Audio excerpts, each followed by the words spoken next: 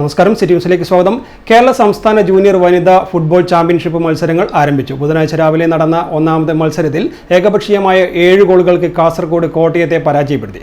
സംസ്ഥാന ജൂനിയർ വനിതാ ഫുട്ബോൾ ചാമ്പ്യൻഷിപ്പിന്റെ ഉദ്ഘാടനം കണ്ണൂർ കോർപ്പറേഷൻ മേയർ മുസ്ലിം മഠത്തിൽ ആണ് നിർവഹിച്ചത്. നിയ ഗണേഷ്, അലിയ കെ.വി, പാർവതി പി, ആയിഷ മിർഹാന ഐ.പി എന്നിവർ കാസർഗോഡിന് വേണ്ടി ഗോളുകൾ നേടി. രണ്ടാമത് നടന്ന മത്സരത്തിൽ പാലക്കാട് ഏകപക്ഷീയമായ 7 ഗോളുകൾക്ക് ഇടുക്കിയെ പരാജയപ്പെടുത്തി. പാലക്കാടിന് വേണ്ടി Anushka S, Ananya L, Nisha K, Diya K P, Jijimol, Shiya Janna എന്നിവർ ഗോൾ നേടി. ഉച്ചയ്ക്ക് ശേഷം നടന്ന ആദ്യ മത്സരത്തിൽ കോട്ടയം 2-1 പാലക്കാടിനെ പരാജയപ്പെടുത്തി. കോട്ടയത്തിന് വേണ്ടി ദേവനന്ദ, ദിംഫാന, ഷണ്ടൻ എന്നിവർ 2 ഗോൾ നേടിയപ്പോൾ പാലക്കാട് ഒരു സെൽഫ് ഗോളിലൂടെ 1 ഗോൾ തിരിച്ചടിച്ചു. രണ്ടാമത് നടന്ന മത്സരത്തിൽ ഏകപക്ഷീയമായ 3 ഗോളുകൾക്ക് കാസർഗോഡ് ഇടുക്കിയെ പരാജയപ്പെടുത്തി.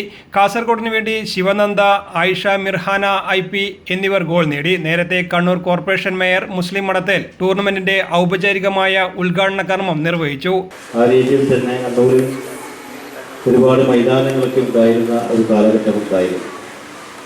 ആ കാലഘട്ടത്തിൽ നിന്ന് ഒരുപാട് പ്രതിഭകൾ നമ്മുടെ സംസ്ഥാനത്തും അതുപോലെ ദേശീയ രംഗത്തുമൊക്കെ ഉണ്ടായ പ്രതിഭകളെ വാർത്തെടുക്കാൻ നമുക്ക് ഈ കണ്ണൂരിനെ സാധിച്ചിട്ടുണ്ട്.